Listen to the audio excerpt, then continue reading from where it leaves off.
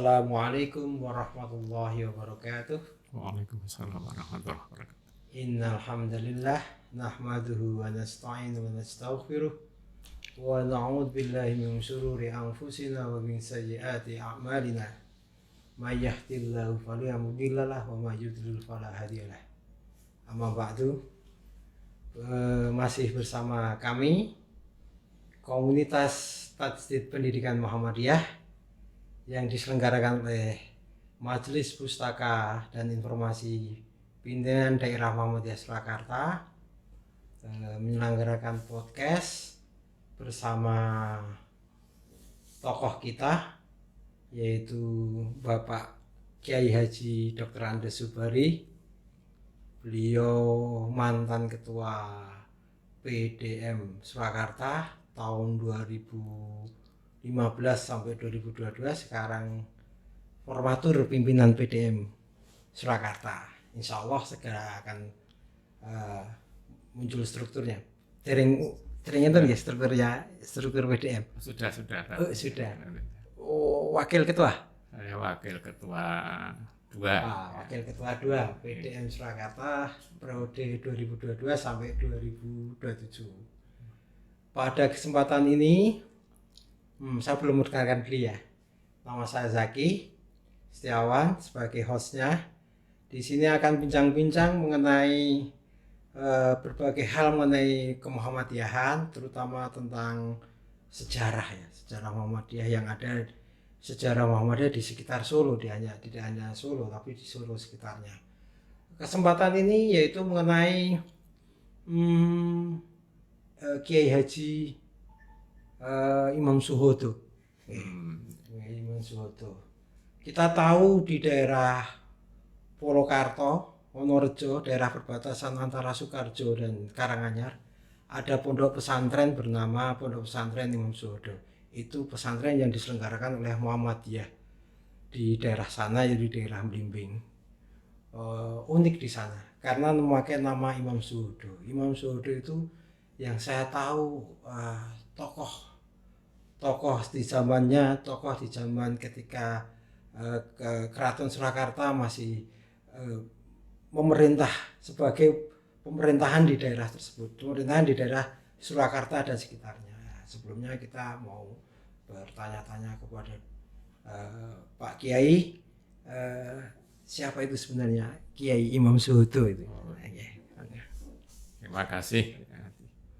Jadi nama Kiai Imam Suhodo menjadi lebih terkenal sekarang ini. Ya, kalau dulu terkenal pada zamannya, sekarang terangkat lagi setelah dijadikan nama Pondok Pesantren Muhammadiyah cabang Blimbing yang ada di sana di Wonorejo itu. Nah, mengambil nama kan Pondok Pesantren pakai Kiai apa tidak saya lupa, Imam Suhodo. Ya. Nggih. Imam Suhodo itu nama mestinya itu kalau dilisankan Arab itu Syuhada. Syuhada ya. Syuhada itu jamak dari syahid. Kalau seorang itu adalah syahid, orang yang gugur sebagai di jalan Allah. Nah, kalau banyak menjadi syuhada. Nah, lazim dilisankan Jawa itu syuhada itu menjadi Suhodo. Jadi ketika dijadikan nama pondok tidak dirubah Imam Syuhada tapi tetap Imam Suhodo. Ya.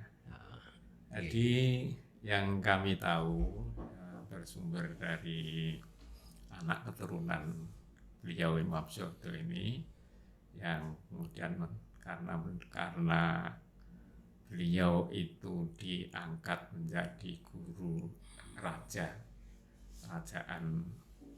keraton atau keraton Kasunanan, Mataram Kasunanan, Surakarta, Hadiningrat, maka beliau mendapatkan hadiah Pantanah Perdikan. Pantanah Perdikan itu adalah daerah yang dibebaskan tidak membayar pajak kepada keraton. Kalau zaman sekarang tidak ada. Tidak ada apa asok panglondong. Gelondong pengareng-areng. Gelondong pengareng-areng. Ya, tidak tidak asok gelondong pengareng-areng kepada raja. Nah, itu dinamakan, kalau dulu dinamakan bumi perdikan. Perdikan. Nah, perdikan itu artinya dimerdekakan dari pajak. Ya, Imam Soeharto itu menjadi kepala daerah ya, sekaligus secara temurun-turun, dan juga menjadi sebagai ahli agama, ya, kiai dari pondok dulu yang sudah didirikan di sekitar masjid, mendapatkan hadiah masjid. Hadiah masjid itu juga dari Keraton Surakarta.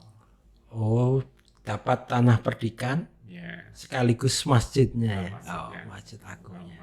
Masjidnya itu ya sampai tahun 90-an masih utuh, belum dirubah. Asli deh. Masih asli. Jadi bentuknya juga masih Jawa. Cuma ada satu yang spesifik di apa namanya? Kalau orang Jawa loteng. Pian. Yang dari atap tertinggi masjid itu kan model Jawa kan ada namanya bentuk undak. Jadi ada tertinggi, ada kedua, ada ketiga. Jadi yang tertinggi kan lancip gitu. Nah, itu yang diberi.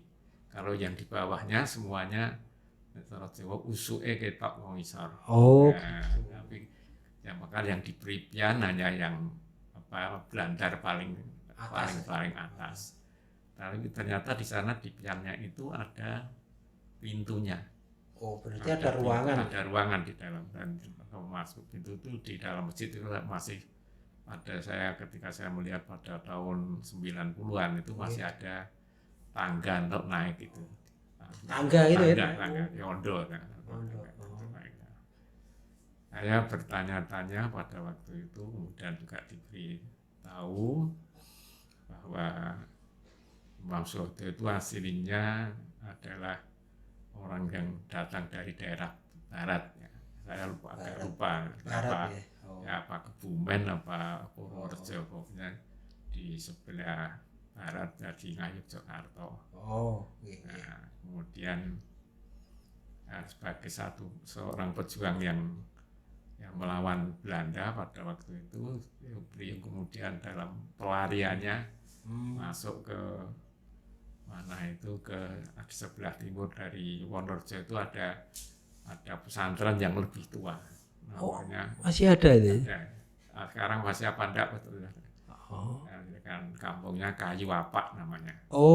Kayu Apak itu berarti perbatasan dengan Karanganyar itu ya? Perbatasan dengan Karanganyar, berarti utara jalan Karanganyar, selatan jalan Soekarjo. Itu masuk Soekarjo. Soekarjo.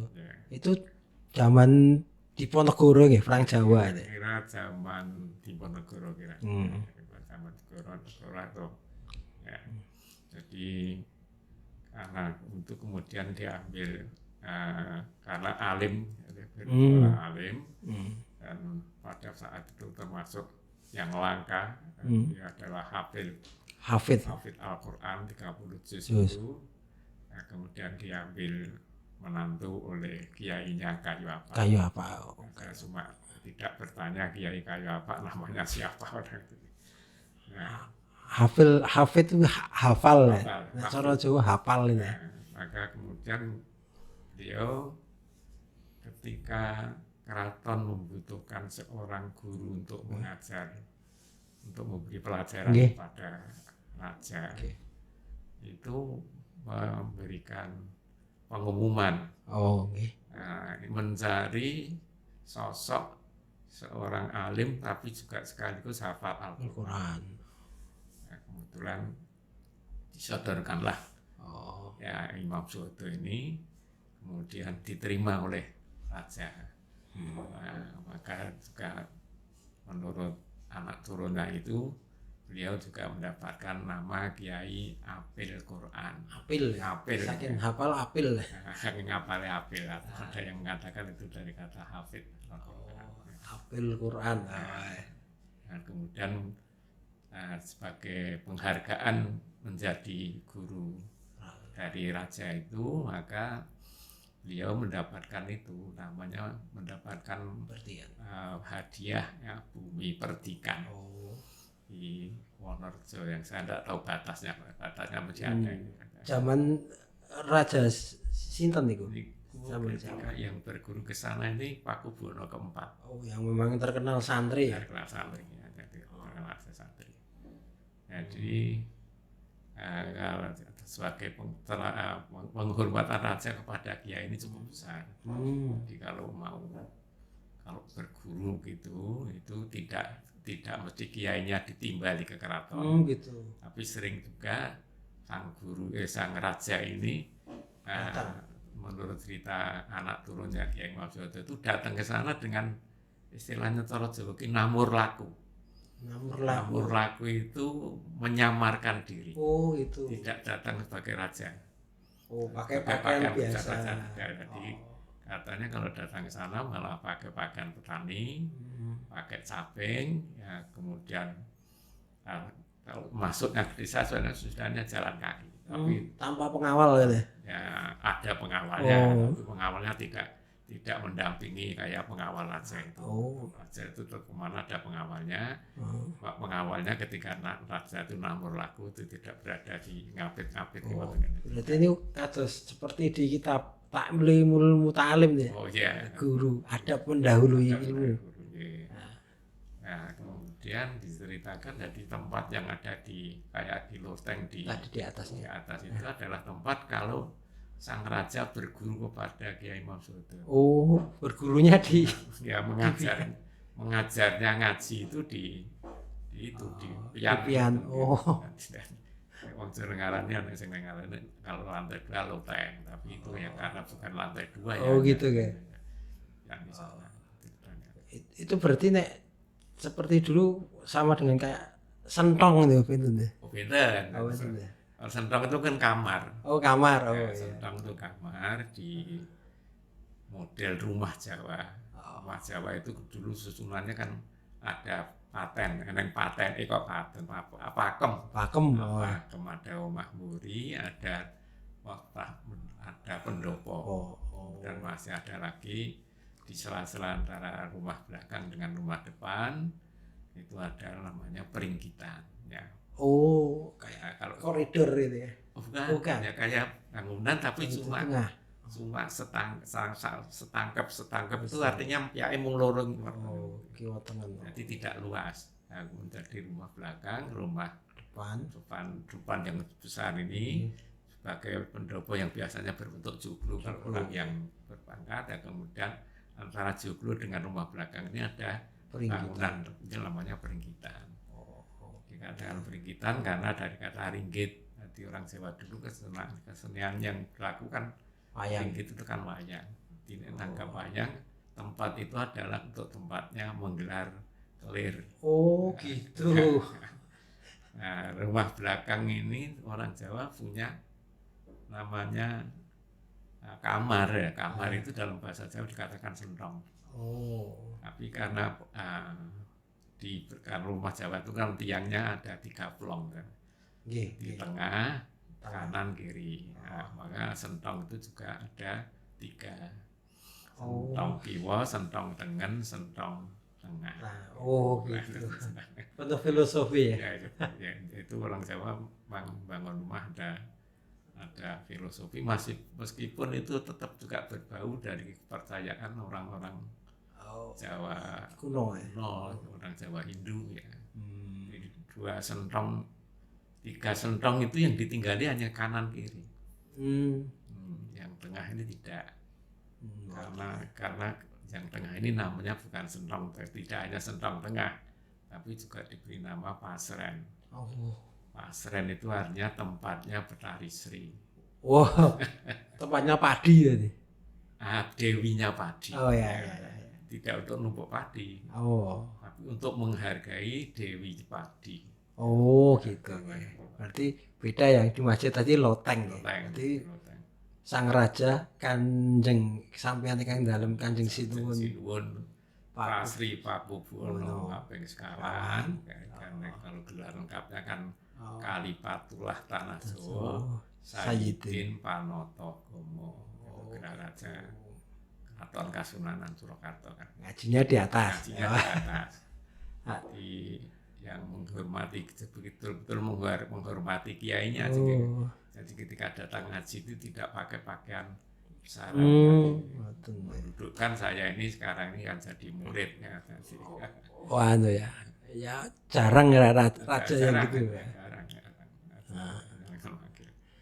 Oh, ngaten tadi.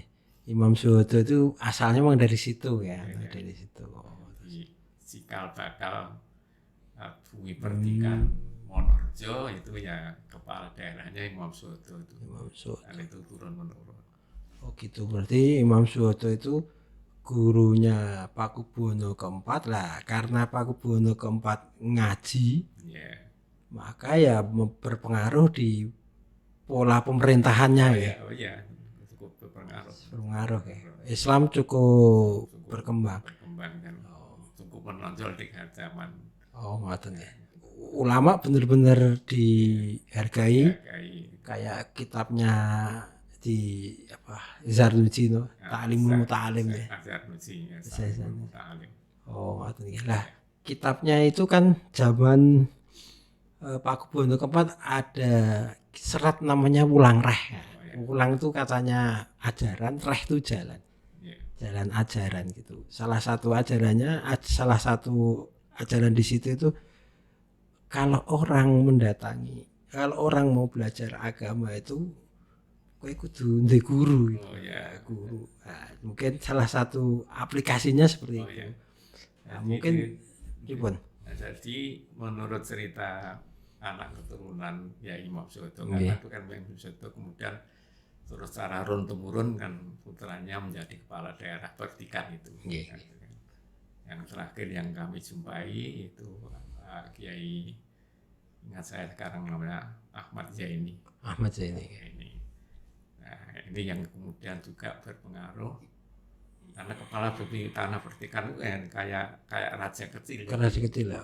Berhak mengatur seluruh penduduk yang ada di situ, sehingga daerah bumi Pertikannya Kiai ini kalau dulu diterapkan kalau tidak mau sholat ya tidak boleh tinggal di daerah situ.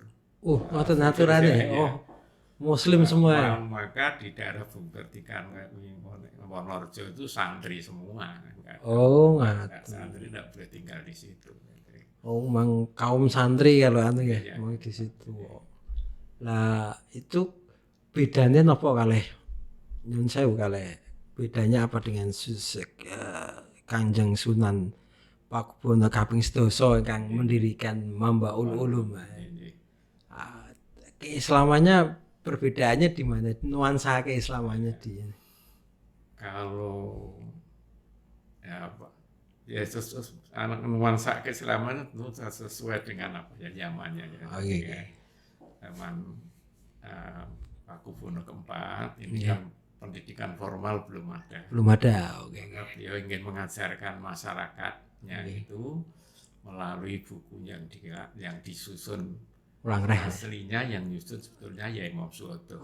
Jadi Wulang Reh itu turunan ya. Yayasannya Imam Suhoto. Tapi untuk menjadi karena itu nanti menjadi hak paten raja.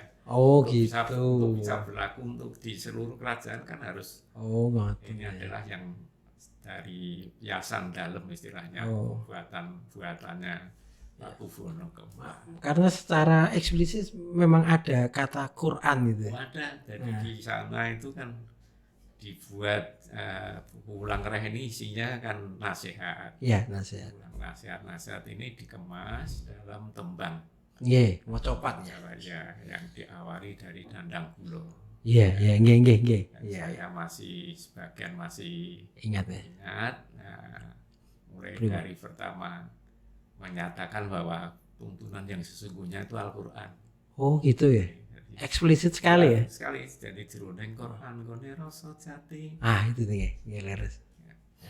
Terus yang akeh kantan uningo ancoba lawan tuduhe. Jadi Quran ki nggone rasa jati. Ning akeh sing ora ngerti.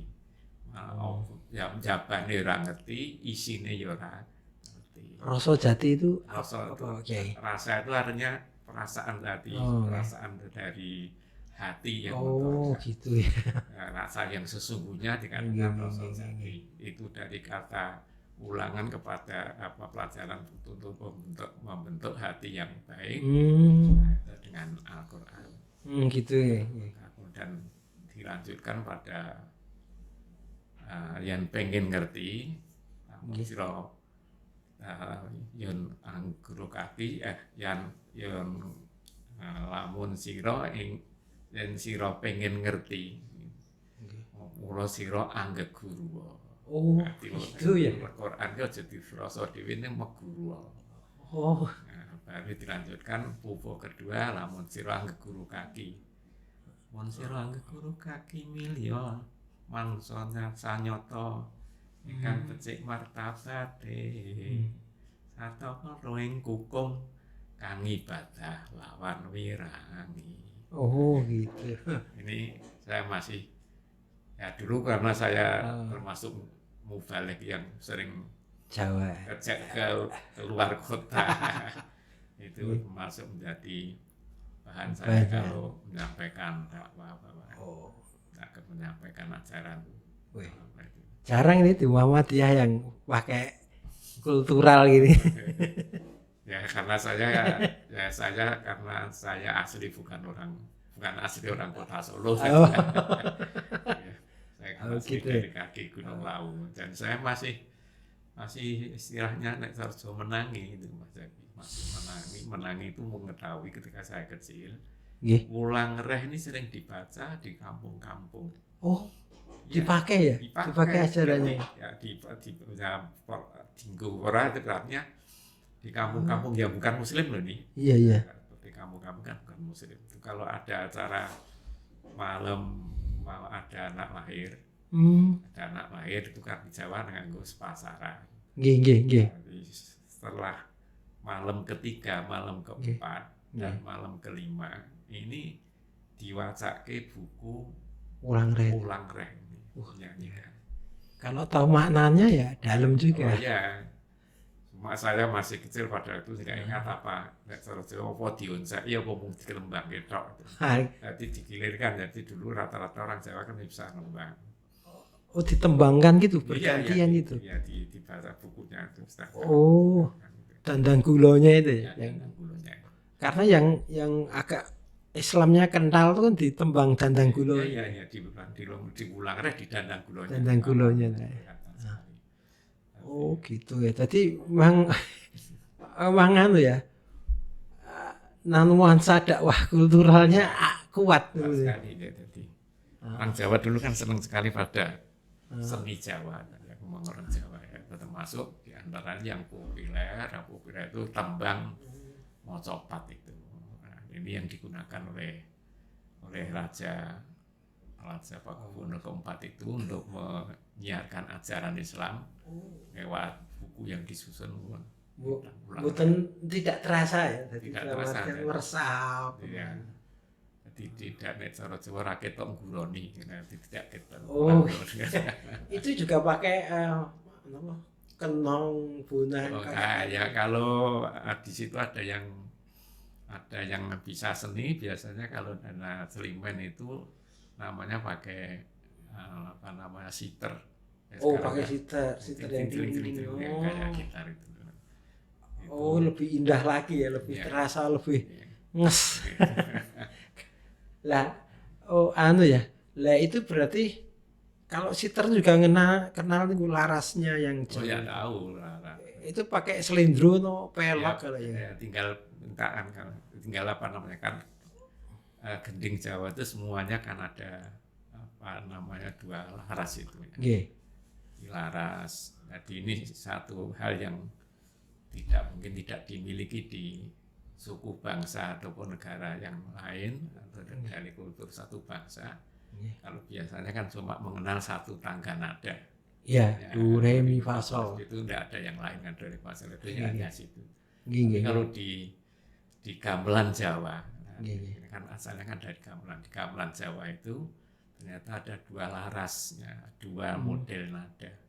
Jadi yang konon ini menurut cerita, saya dengar, tapi saya kalau baca di sejarah yang ditulis kok malah belum pernah ketemu. Nah ini mulut ke mulut kan? Mulut ke mulut. Yeah. Kalau kalau saya dengar ini dulu adalah ceritanya Dalang. Oh, Dalang ya. Ya. Dalang, jadi saya kan termasuk ya anak desa, jadi seneng nonton wayang. Oh iya, sering ya. Jadi, Sang Dalang ini cerita ada laras yang namanya Laras Selindro. Selindro ya. Wah, Selindro itu konon diciptakan ketika masih pada Mataram zaman Hindu. Mangsa Sailendra. Mangsa Sailendra, karena dari kata Sailendra itu menjadi Selindro. Ya. Bukan Selindro dalam artian Oh, Bido gitu. itu kan karena diungkapkan dari untuk mengungkapkan orang yang ora cocok karo kancan, wah Selindro di. Gitu maksudnya buatan niku ya. Selindro dalam artian Sailendra. Nah, ketika zaman Demak ini kan ciptakan sebagai media dakwah ini kami dengar dulu dari ceritanya dulu di Muhammadiyah Solo itu ada mubalik dari daerah Nusukan. Iya. Mubalik sekaligus Dalang. Ya, kondangnya Pak Hadi Dalang. Pak Hadi Dalang. Mak komplitnya siapa saya nggak tahu. Oh, ngoten. Hadi siapa nggak tahu. Tahun pinten niku? Ya tahun 60-an. Oh, ngaten. Tahun 60-an saya masuk di kota Solo itu kan tahun 62. Pak Hadi Dalang ya. Pak Hadi Dalang. Jadi kemudian di Demak itu ketika ingin menggunakan gamelan menjadi sarana dakwah, lalu diceritakan cukup panjang ini. Nah, jadi tidak dakwahnya para pemubarik pada waktu kan tidak frontal. Jadi berusaha untuk menarik dengan peralatan seni. Nah, di antaranya kemudian menciptakan gamelan yang akan dipukul atau akan ditabuh istilahnya untuk menarik orang-orang Jawa untuk masuk Islam, kemudian lahir apa adanya budaya sekaten itu. Panjang. Sekaten. Sekaten. Gitu. Untuk mengisi gamelan di sekaten ini tidak menggunakan yang selindro. Raja meminta untuk membuat laras gamelan yang sendiri. Ya, maka lahirlah gamelan dengan laras istilahnya. Ya, kalau mendengar di Pambiworo itu kan sering berarti pun kabiwado ngeling swanten ladrang laras padat berpiro. Laras itu ya titinada itu. Lahirlah titinada yang namanya pelok yang menurut Pak Hadi Dalang pelok itu dari kata falah. Haya alal falah. Kemenangan. Perlambang juga. Apa mengotak-atik mantruk apa. Memang kalau bahasa Jawa pelok itu kan ya diambil dari apa kan ya juga susah. Mungkin juga diambil dari kata falah, bagaimana sekaten ambil dari kata syahadatan. Jadi di gamelan sekaten itu tidak ada selindronya, pelok semua. Nah, yayasannya sih sinten ya? Ya kalau yang pertama ya yayasan Raden Patah itu. Raden Patah. Ya raja pertama kerajaan Demak itu. Meskipun ada mungkin itu dari salah satu Kanjeng Sunan gitu. Mestinya kan tidak. Nah dulu itu apa-apa kan di atas namakan raja karena itu yang punya otoritas ya. Bagaimana yang tadi kami sebutkan kayak Wulang Reh itu yang banyak nyusun ilmunya itu dari Yai Imam Soeharto. Tapi keluar kemudian dari kerajaan ini Yayasan Dalem Kanjeng Sinuwun Sri Susunan Pakubuwana kaping sekawan. Saking taatnya kepada pimpinan semua di. Iya kalau yang disiarkan itu atas namanya Imam Soeharto tidak akan punya kaum. Iya benar. Ya ada efek promosi juga. Gitu. Menggunakan otoritas kerajaan ya bagaimana yang dikembangkan sejak zaman Sultan Agung itu kan sudah menyatakan bahwa agama orang Jawa itu adalah Islam. Kayak agama rajanya. Sayyidin Panotogomo. Karena Sayyidin Panotogomo dan Sultan Agung membuat satu ungkapan di kitabnya yang namanya sastra gending. Nggih. Nah, saya lupa tembangnya posinem apa. Agama ageme ngaji. Kalau nggak keliru sinem. Agama ageme ngaji. Ya, dimulai dengan wingkar wingkur ngakora karena mati siwi. Yang terakhir agama ageme ngaji. Aji itu adalah raja. Agama Aji. Aji itu raja. Aji itu raja. Jadi sebutan raja pada zaman Hindu itu adalah dengan kata-kata Aji. Sri Aji Jayabaya. Sri Aji Jayabaya. Namanya bukan Aji Jayabaya, bukan Sri Aji Jayabaya. Tapi Sri Aji itu adalah sebutan kehormatan untuk raja. Maka di kata Aji ini dipakai Sultan Agung, bahwa agama orang Jawa itu sejak Sultan Agung yang mengikuti agama Ajinya, yaitu Sultan Agung. Pernyataan politis ya, bahwa kita itu Islam gitu. Ya, orang Jawa itu Islam. Jadi namanya orang Jawa itu adalah di bawah kerajaan itu agamanya kalau kaulo Jawa ya Islam. Ya. Ternyata ya dakwahnya halus tapi sampai ke pemerintahan gitu. Itu sudah kayak bertahap ya. Jadi ketika zaman Raden Patah masih lewat, tidak diikrarkan langsung, tapi ketika Sultan Agung ini kan sudah mantap dan santri sudah semakin banyak. Terus secara politis kalau diumumkan bahwa kerajaan ini kerajaan Islam, sehingga otomatis raja maupun kawulone itu yang menganut agama Islam. Ya, berarti kalau di Solo itu apakah di keraton itu kan ada namanya Pengulu ya? Ya. Pengulu kalau di Solo namanya Tafsir Anom, kalau di Jogja ya Kamaluddin Ningrat. Nah, apakah Kiai Imam Suhodo itu bagian dari Pengulu atau gurunya saja? Kalau saya belum pernah mendengar Kiai, karena beliau kepala tanah pertigaan, jadi tidak mungkin dan ngerangkep menjadi abdi dalam. Jadi kalau kepenguluan ini kan pegawai sentono istilahnya. Sentono. Beliau kan tidak sentono, beliau kan dihormati sebagai guru raja, kemudian mendapat hadiah tanah pertigaan. Yang paling unik nih, ini yang terakhir nih Pak Kiai. Di Jogja itu kan ada keraton Jogja dengan budaya Jogja, dengan paugerannya masing-masing, yang bisa dikatakan yang Asy'ariyah dan Syafi'iyah katakanlah. Tetapi Muhammadiyah bisa berkembang di sana, bahkan masuk ke Masjid Kauman dengan aman gitu loh. Padahal kan dari segi ajaran kan benten ya Pak Kiai.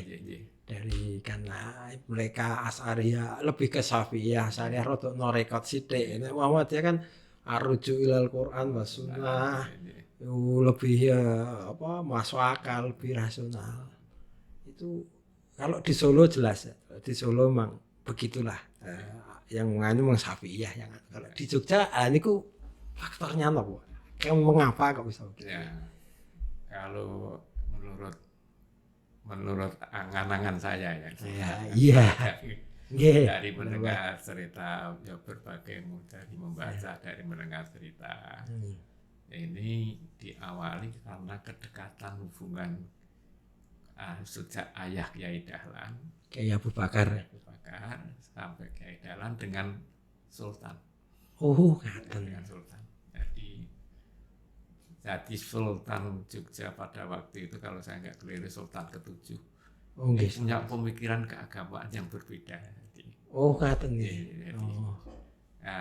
Jadi terhadap pemikiran-pemikiran yang kemudian dibawa Kiai Dahlan ketika pulang ke Jawa dari melaksanakan ibadah haji yang pertama dan kemudian berguru di sana beberapa. Itu kan membawa pembaruan.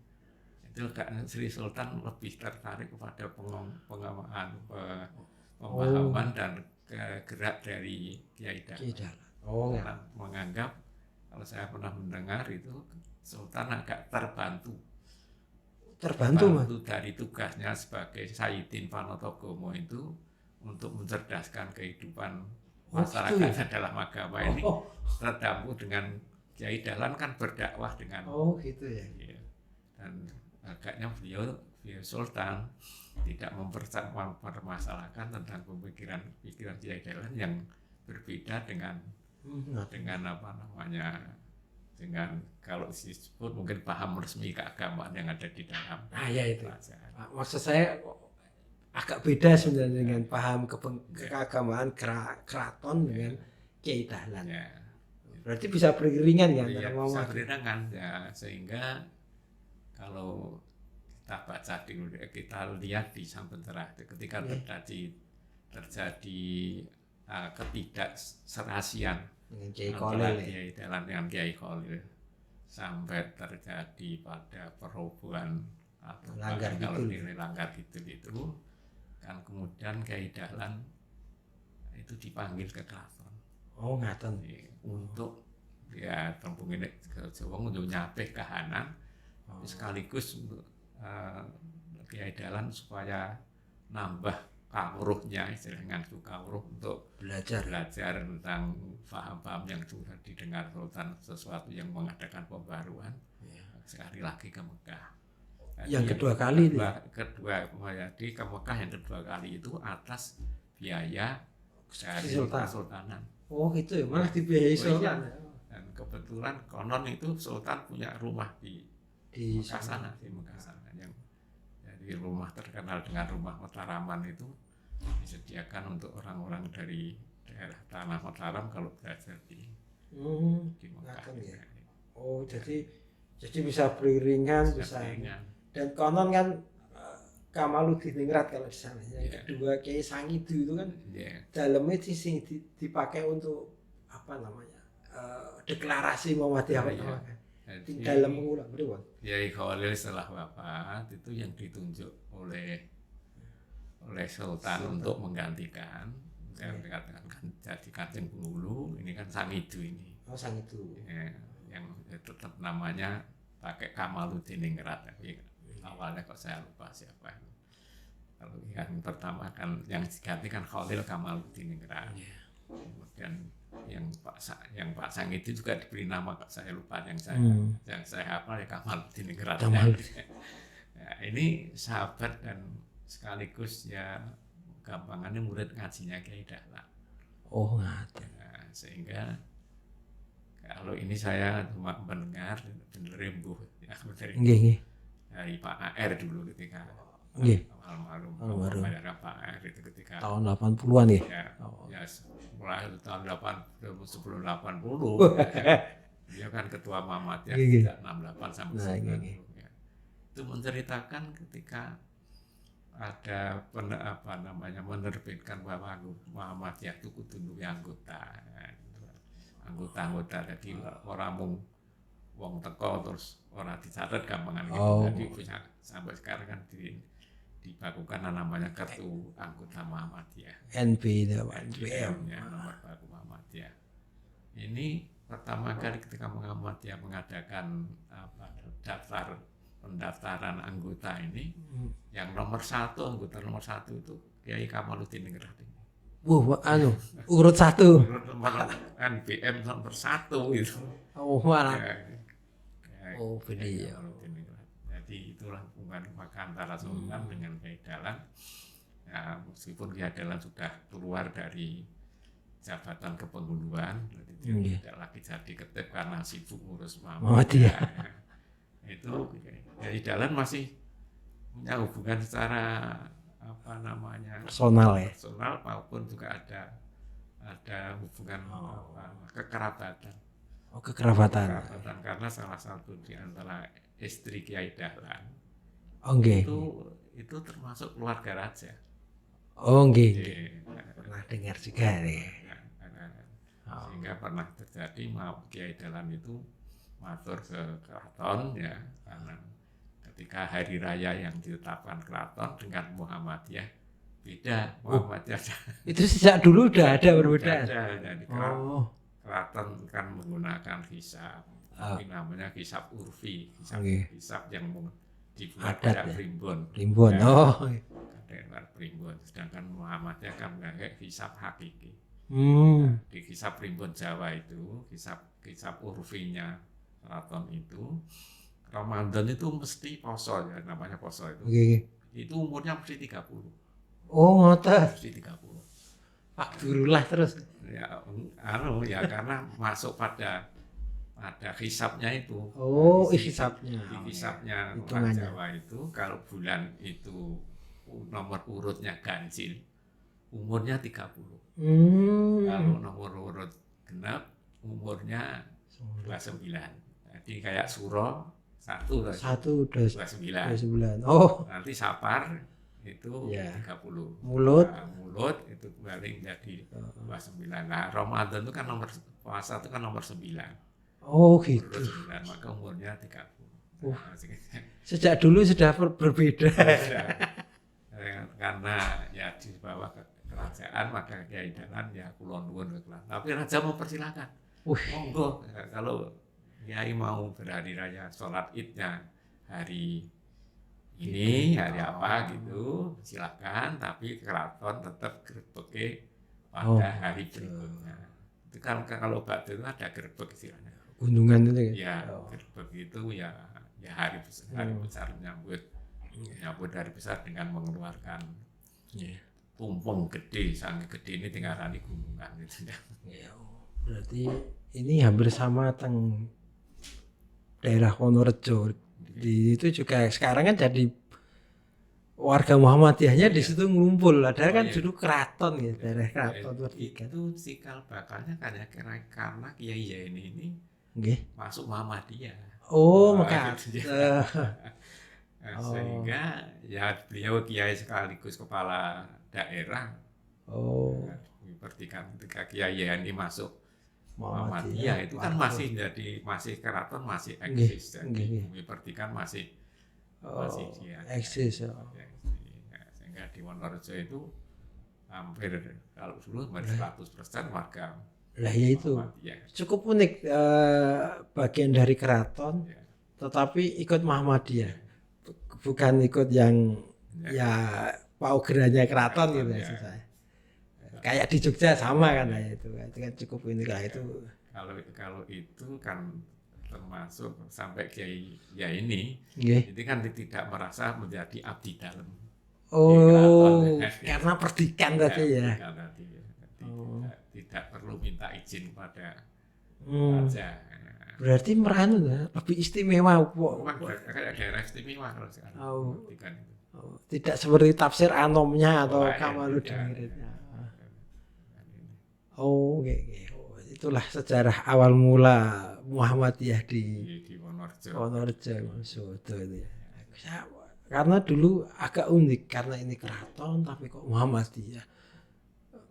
Masih bingung saya dulu setelah mendengar keterangan dari Pak Kiai kalau ternyata sejarahnya seperti itu, tanah perdikan karena diposisikan sebagai guru karena merdeka makanya ya bisa jadi Muhammadiyah.